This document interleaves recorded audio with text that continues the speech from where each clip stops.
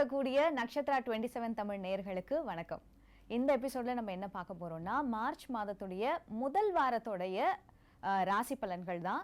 இந்த ராசி பலன்களை நமக்காக துல்லியமா கணிச்சு சொல்றதுக்காக நம்ம அரங்கத்துக்கு வருகை தந்திருக்கிறார் ஜோதிடர் சுபாஷ் பாலகிருஷ்ணன் அவர்கள். அவரை வரவேற்கலாம். வணக்கம் சுபாஷ் சார். எப்படி இருக்கீங்க? சுபாஷ் சார், நான் ஏற்கனவே சொன்ன மாதிரி மார்ச் மாதத்துடைய ராசி பலன்கள் முதல் வாரத்துடைய. ஆனா அதுக்கு முன்னாடி எனக்கு ஒரு கேள்வி இருக்கு. இது நேர்கள் சார்பா நான் கேட்கிறேன். நீங்க இப்ப நான் ஜோதிடர் சுபாஷ் பாலகிருஷ்ணன் சொன்னா, நீங்க இதுக்கு முன்னாடி ஐடி ஃபீல்ட்ல தான் இருந்திருக்கீங்க. ஐடி டு ஆஸ்ட்ராலஜி எதுக்காக இப்படி ஒரு விஷயம்? ஏன்னா ஐடினாலே நிறைய சம்பாதிப்பாங்க அப்படின்னு சொல்லுவாங்க. அதுல இருந்து ஆஸ்ட்ராலஜி அப்படிங்கும் போது ஐடியை விட இதுல நிறைய காசு வருதா அப்படின்னு நிறைய பேர் கேட்கறாங்க. ஸோ உங்களுடைய பதில். நல்ல கொஸ்டின் தான். அதாவது பணத்துக்கு மேற்பட்டு பாற்பட்டு பல விஷயங்கள் லைஃப்ல பல பேர் லைஃப்ல பிடிச்சதை செய்யாம கிடைச்சதை செய்வாங்க. அப்போ பிடிச்சதும் கிடைச்சதும் ஒன்றா இருக்கிற மாதிரி அமைகிறதுங்கிறதே ஒரு ரேர் கோஇன்சிடென்ஸ். அந்த மாதிரி அமையும் போது ஒருத்தர் அதை வேணாம்னு சொல்ல முடியாது. கெரியர் ஐடியில் இருந்தது உண்மைதான்.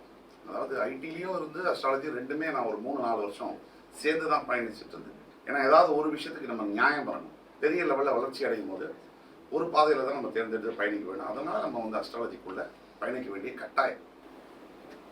நம்ம சொன்ன மாதிரி மார்ச் மாதத்துடைய ராசி பலன்கள் முதல்ல மேஷ ராசி ராசி மட்டும் இல்லாம அதற்குரிய நட்சத்திரங்களுடைய பலன்களையும் இன்னைக்கு நீங்க சொல்ல போறீங்க. முதல்ல மேஷ ராசி. சரியாக மார்ச் 1ஆம் தேதி நாம் தொடங்கும் போதே நம்முடைய தமிழ்நாட்டுடைய முதலமைச்சருடைய பிறந்த நாள் அதில் தான் தொடங்கணும்.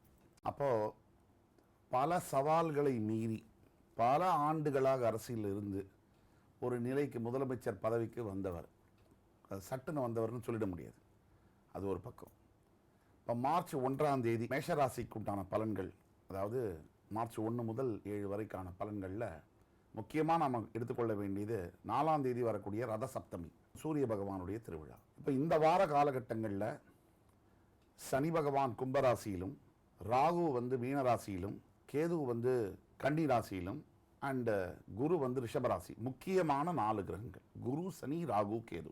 இவர்களுடைய பலன் எப்பவுமே மற்ற கிரகங்களை மேலோங்கும், அதாவது ஓவர் கம் பண்ண பலன் இருக்கும். அப்போ சனி பகவான் கும்பராசியில் இருக்கும்போது மேஷராசிக்கு 11ஆம் வீட்டில் அவர் இருக்கார்.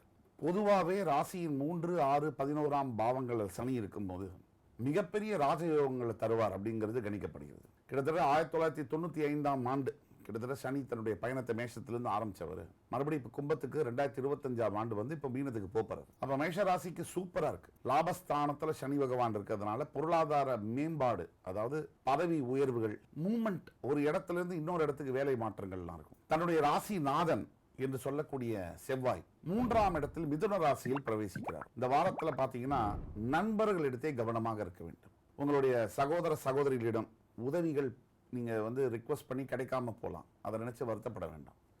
எதிர்காலத்தில் உங்களுக்கு நல்ல ஒரு செட்டில்மெண்ட் இருக்கும். ஆனால் இப்போதைக்கு கொஞ்சம் அதில் தடைகளும் தாமதங்களும் இருக்கலாம். அதே மாதிரி உங்களுடைய குரு பகவான் தனஸ்தானத்தில் தனகாரன் இருக்கிறதுனால வீட்டில் சுபகாரியங்கள் நடக்கக்கூடிய வாய்ப்புகள் இருக்குது. அதாவது புதுசாக லேண்டு வாங்குகிறேன், ப்ராப்பர்ட்டிஸ் நான் பண்ண போகிறேன்.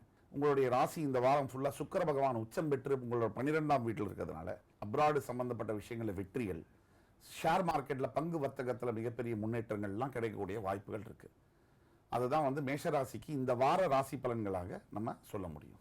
அப்போது மேஷராசியில் இருக்கக்கூடிய ஆண்களுக்கு இந்த வாரம் மனசு குழம்பி போய் இருக்கிற இந்த நேரத்தில் 7 சனி வந்துருமோ, நம்மளோட லைஃப் ஆல்ரெடி பிரச்சனையில் இருக்கே, இன்னும் ஏதாவது பிரச்சனை வந்துருமோ நினைக்கக்கூடிய ஆண்களுக்கு உடனே உங்களுக்கு பிரச்சனை வராது. இந்த வருஷம் முதல் பாதி வரைக்குமே சொல்லலாம் இந்த வாரம் சிறப்பான ஒரு வாரம் தான். அதாவது முன்னேற்றத்துக்கு பாதைக்கு உண்டான விஷயத்தில் நீங்கள் டைரக்ட் அந்த பாதையில் நீங்கள் ட்ராவல் பண்ணக்கூடிய ஒரு வாரம் அது. இப்போ பெண்களை எடுத்தீங்கன்னு சொன்னால் மேஷராசியில் சற்று கொஞ்சம் கவனமாக இருக்க வேண்டிய வாரம். நண்பர்கள் என்ற போர்வையில் சில தேவையில்லாத நட்பு, பேச்சுவார்த்தைகள் அது வேற விதமாக மாறலாம். இன்னைக்கு இருக்கக்கூடிய காலகட்டங்களில் நிறைய பெண்களுக்கு எதிரான வன்முறைகளை நம்ம பார்க்குறோம். அந்த நேரத்தில் பெண்களும் நல்ல ஒரு தைரியமாக வரக்கூடிய இந்த காலகட்டத்தில் இன்னுமே உங்களுக்கான ஏதாவது எதிரான வன்முறைகளோ குற்றங்களோ இருந்தால் நீங்கள் வாய்ஸ் அவுட் பண்ணணும். இந்த வாரத்தில் இந்த வார காலகட்டங்கள் நீங்கள் எதிர்த்து அதை சொல்லணும். எப்போவுமே சொல்லணும்னா இந்த வாரம் நீங்கள் ஏதாவது ஒரு முயற்சி எடுத்தீங்கன்னா அது கைகூடும்.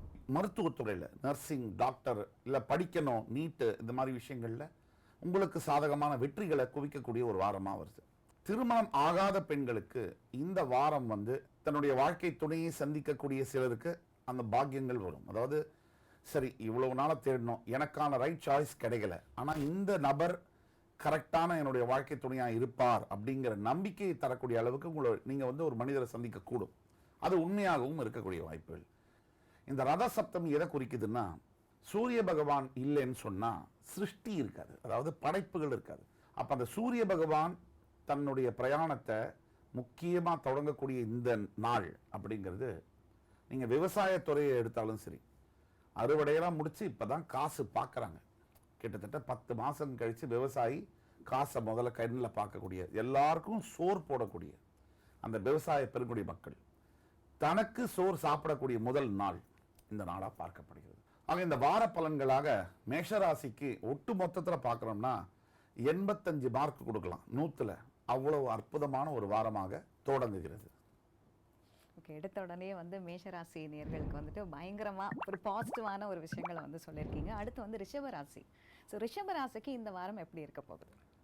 ரிஷபராசி காலபுருஷனுடைய 2ஆம் வீடு, சந்திர பகவான் உச்சம் பெற்று இருக்கக்கூடிய, சுக்கிர பகவான் ஆட்சி பெறக்கூடிய இந்த வீட்டில் ரிஷபராசி என்பவர்களுக்கு ஜென்ம குரு நடந்து கொண்டிருக்கிறது. இந்த குரு திசை, இந்த மாதிரியான அமைப்புகளில் சில உடல் உபாதைகள் வரக்கூடிய வாய்ப்புகள் இருக்கிறதுனால உடல் ஆரோக்கியத்தில் ரொம்ப கவனமாக இருக்கணும்.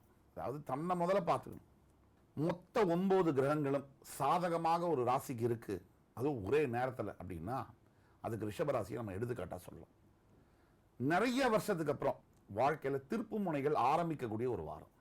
அதாவது அடிப்பட்டு நொந்து நம்ம பாஷையில் சொன்னால் நூடுல்ஸ் ஆகி இருக்கக்கூடிய ரிஷபராசி என்பர்களுக்கு இந்த வாரம் தொடங்கி எந்தெந்த கிரகங்கள் எப்படி வரணுமோ சுழற்சியில் அப்படி வந்து உட்காருது. அப்போது ஜென்மகுருவாக இருந்தாலும் கூட தங்களுடைய லாபஸ்தானத்தில் அமரக்கூடிய சுக்கிரன் உச்சம் பெறுகிறார். அதாவது ராசிநாதன் லாபஸ்தானத்தில் உச்சம். லாபஸ்தானம்னா என்ன? வருமானம் வரக்கூடிய இடம். அந்த இடத்துல உச்சம் பெறக்கூடிய சுக்கிரனால எஸ்பெஷலி மீடியா துறையில் இருக்கக்கூடிய அன்பர்கள், பத்திரிகை துறையில் வேலை பார்க்கக்கூடிய தோழர்கள், இவர்களுக்கெல்லாம் ஒரு பொற்கால ஆண்டை வந்து பிரதிபலிக்கக்கூடிய ஆரம்பம், அந்த பேஸ்மெண்ட் இந்த வாரம் முதல் அமைக்கப்படுகிறது. அப்போ ரிஷபராசி அன்பர்களை பொறுத்த வரைக்கும், என்ன சார் நீங்கள் ஓஹோ ஆஹான்னு சொல்கிறீங்க, ஒன்றுமே நடக்கலையே. இதில் நம்ம சொல்லக்கூடிய விஷயங்களில் ஒரு 80% பேருக்கு நல்லது நடக்கும், ஒரு 20% பேருக்கு இந்த சுய ஜாதகமும் இருக்குது, அதுலேயும் நல்ல அமைப்புகள் இருக்கணும், அது இருந்தால் நடக்கும். இல்லாத பட்சத்தில் பலன்களில் கொஞ்சம் மாறுபடலாம். ஆனால் 80% பேருக்கு அசைக்க முடியாத வெற்றி, ஆணித்தனமான வெற்றி, விஸ்வரூபம் எடுக்கக்கூடிய ரிஷபராசி. இப்படி எடுத்து என்ன சார், வாழ்க்கையில் நீங்கள் எவ்வளவு பேர் பணம் புகழ் சம்பாதிச்சாலும் கூட ரிஷபராசி அன்பர்களை பொறுத்த வரைக்கும் நிம்மதி ரொம்ப முக்கியம். அப்போ அந்த அளவுக்கு இருக்கக்கூடிய நிம்மதி, பெருமூச்சு, ஒரு வெற்றியில் கிடைக்கக்கூடிய திருப்தி, தில் மாங்கே மோருன்னு சொல்கிறாங்க.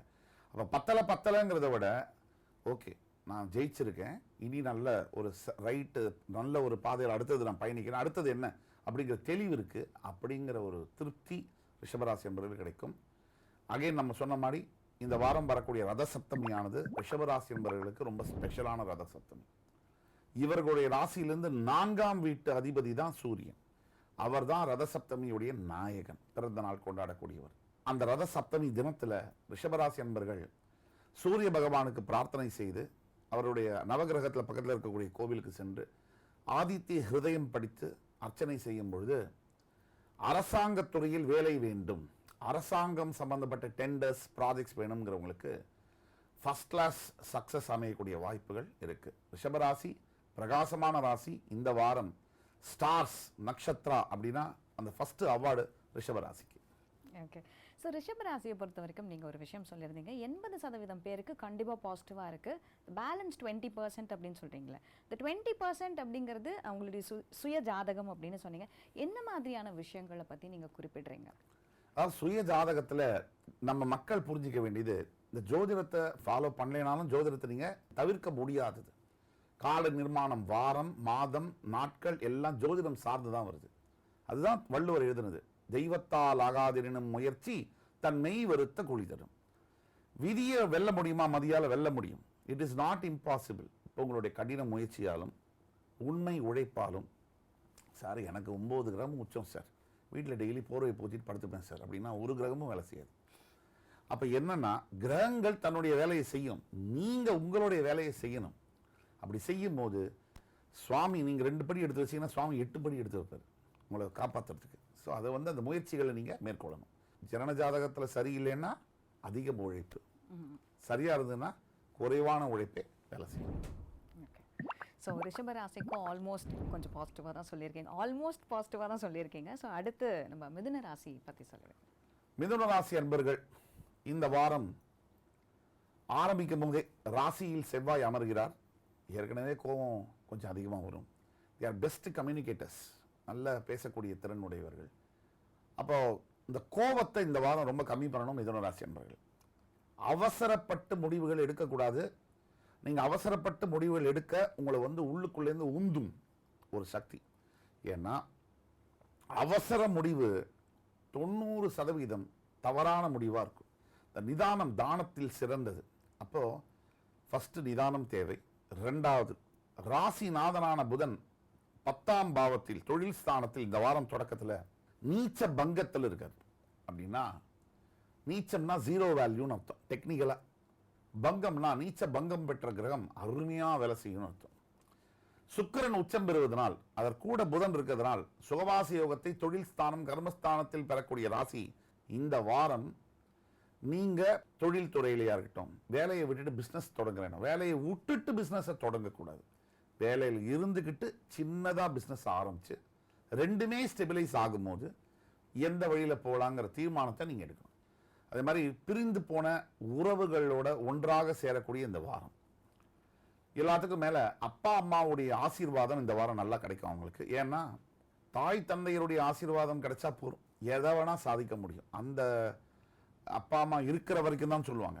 அது இல்லைன்னா இல்லாதவங்களுக்கு தான் நீங்க கேட்டு பார்த்தீங்கன்னா தெரியும் அவங்களுடைய வெற்றிடம் என்னன்னு. மிதுன ராசி நண்பர்கள் எங்கெங்க உங்க அப்பா அம்மா இருந்தாலும் கூட இந்த வாரம் அவங்கள போய் பார்த்து அவங்கள பேசி அவங்களோட ஆசீர்வாதத்தை பெற்றுக்கொண்டு வருவது ரொம்ப நல்லது. அதே மாதிரி மிதுன ராசி நண்பர்கள் இந்த வாரம் முக்கியமாக லக்ஷ்மி நரசிம்ம பெருமானுக்கு உப்பு தானம் கொடுப்பது மிக மிக சிறந்தது. ஸோ இந்த மாதிரி மிதுன ராசி நண்பர்களுக்கு ரொம்ப சூப்பராக இருக்கு. ஒரு 75 மார்க் கொடுக்கலாம். படிப்பு சம்பந்தப்பட்ட மாணவ மாணவியர்களுக்கு ரொம்ப யோகமான ஒரு காலகட்டமாக இருக்கு. அதே மாதிரி வயது முதியோர்கள், இப்பதான் திருமணம் ஆயிருக்குன்னு சொல்லக்கூடிய இளம் தம்பதிகள், நடுத்தர வர்க்கத்தினர், கடன் தொழிலாளர் நான் ரொம்ப அவஸ்தைப்படுறேன் சார், வீடு வாங்க முடியல, ரொம்ப வருஷம் ஆச்சு, உழைச்சிட்டே இருக்கேன், அதற்குண்டான பதில்கள் இந்த வாரம் சில மாற்றங்கள் தெரியும். உங்க நண்பர்கள் மூலியமாவே உங்களுக்கு சில நல்லது நடக்கும். அப்ப நண்பர்களுடைய துணையோட இந்த வாரம் ரொம்ப அருமையான ஒரு காலகட்டங்களை நோக்கி நீங்க பயணிச்சுட்டு இருக்கீங்க. ஓகே, அடுத்ததான் வந்து கடகராசி. தாயுள்ளம் கொண்ட கடகராசி மக்கள், இந்த கடகராசி அன்பர்களுக்கு இந்த வாரம் மிகச்சிறப்பான வாரம். அதுல பல காரணங்கள் உண்டு. கடகராசி அன்பர்களுடைய அஷ்டம சனி இன்னும் 2-3 வாரத்தில் முடிய போகுது. இப்போ கடகராசி அன்பர்கள் திடீர் ராஜயோகத்தை பெறக்கூடிய இடத்துல அமர்ந்திருக்காங்க. ராஜயோகம்னா என்ன அப்படின்னா, சம்பந்தம் இல்லாத பெரிய விஷயங்கள் லைஃப்ல பாசிட்டிவா நடக்கிறத நம்ம ராஜயோகம்னு சொல்றோம். எனக்கு ஒரு 50,000 ரூபாய் சம்பளத்தில் வேலை பார்த்துட்டு இருக்கேன், ஆனால் 2 லட்சம் ரூபாய் சம்பளத்தில் எனக்கு வேலை கிடைக்குமா? கிடைக்கும். இது பாசிபிளா? உண்மையிலேயே ராஜயோகம் அப்படிங்கிற ஒரு விஷயம் வந்து நடக்கிறதுக்கான வாய்ப்பு கண்டிப்பா பாசிபிள். நம்ம புரட்சி தலைவர் எம்ஜி ராமச்சந்திரன் மாடர்ன் தியேட்டர்ஸ்ல நடிச்சிட்டு இருக்காரு மாச சம்பளத்துக்கு. கோயம்புத்தூர்ல ஒரு சின்ன ஜோதிடர்கிட்ட போய் கேட்கிறாரு. அந்த ஜோதிடர் சொல்றாரு, நீ இந்த நாட்டுக்கு முதலமைச்சரா வருவேன்னு சொல்ற, எழுதி பதிவு பண்ண விஷயம் யூடியூப்ல. என்னது, நான் முதலமைச்சரா? பொய் சொல்றதுக்கு ஒரு அளவு இருக்குப்பா. 1 ரூபாய் என்கிட்ட இல்லாம 2 வேளை சாப்பாட்டுக்கு நான் வறுமையில் இருக்கேன், நான் இந்த நாட்டுக்கு முதலமைச்சரான்னு கேட்டது பதிவாயிருக்கு. இந்த இந்த இந்த யூடியூப் வலைத்தளத்திலே பதிவு பண்ணப்பட்டிருக்கு. வாழ்ந்தவர் கோடி மறைந்தவர் கோடி, மக்களில் மனதில் நின்றவர் யாருங்கிற அந்த வாசகத்துக்கு இணையாக இறந்து போய் 40 வருஷம் ஆச்சு. இன்னமும் அவருடைய சப்தம் ஓயலை. அவர் பேர் சொல்லாத தமிழக அரசியல் இல்லை. அப்படிப்பட்ட ஒரு வாழ்க்கையை நினைச்சு பார்க்க முடியுமா? எப்படி அவருக்கு ராஜயோகம் சாத்தியமானது? எல்லாருக்கும் அந்த யோகம் வருமா? கண்டிப்பா வர முடியாது. ஒரு சிலர் தான் ராஜாவா இருக்க முடியும், ஒரு சிலர் மந்திரியா இருக்க முடியும்.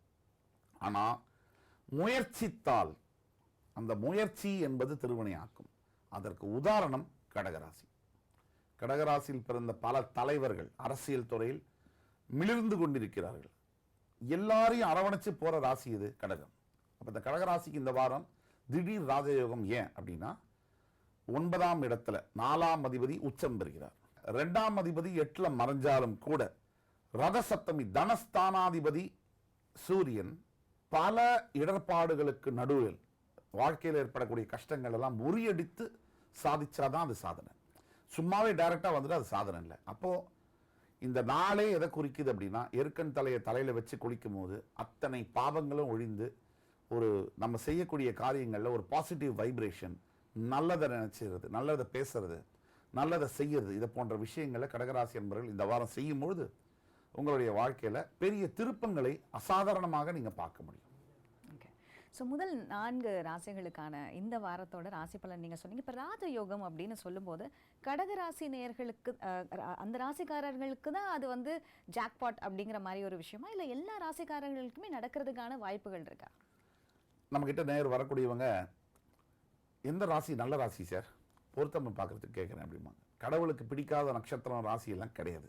அப்படி ஒரு படைப்பு அவர் என்னைக்கும் படைச்சதில்லை. ஒரு சில ராசிக்காரர்களுக்கு அது இன்னும் சுலபமாக்கப்படுகிறது என்பதுதான் உண்மை. இப்போ கடகராசியை பொறுத்த வரைக்கும் அந்த புனர்பூச நட்சத்திரம் 4ஆம் பாதத்தில் தொடங்கி அந்த பூசம் ஆயில்யம் நட்சத்திரம், இந்த நட்சத்திரங்களை பிறக்கக்கூடியவர்களுக்கு மிகப்பெரிய ஒரு ஆளுமைத்தன்மையை தருகிறது. இந்த புனர்பூசம் என்பது ராமனுடைய நட்சத்திரம். இந்த பூசம் சனியுடைய நட்சத்திரம் சந்திரனுடைய வீட்டில் வந்தாலும் கூட சிறப்பான பலன்களை தருகிறது. ஆக இந்த ஆயில்ய நட்சத்திரத்தில் பிறந்தவங்களுக்கு மட்டும் இளம் வயதில் சில சோதனைகளை பார்த்து பல சிரமங்களுக்கு அப்புறமா அவங்க ஜெயிக்க வேண்டிய ஒரு கட்டாயம் இருக்கு. ஆக இந்த நட்சத்திர வாரியாக நம்ம நட்சத்திரம் 24 தமிழ் அதை பேசிட்டு இருக்கோம். நட்சத்திரம் வாயிலாக வாழ்க்கை தீர்மானிக்கப்படுகிறது என்றால் அது உண்மை, அது வந்து சத்தியம். அப்போ ஒவ்வொரு நட்சத்திரம், நீங்க எந்த நட்சத்திரத்தில் பிறக்கிறீங்க, உங்க வாழ்க்கை, உங்க தலையெழுத்து, உங்கள் வாழ்க்கையில் நடக்கக்கூடிய பெரிய பெரிய விஷயங்கள் அதை சார்ந்தே அமைகிறது.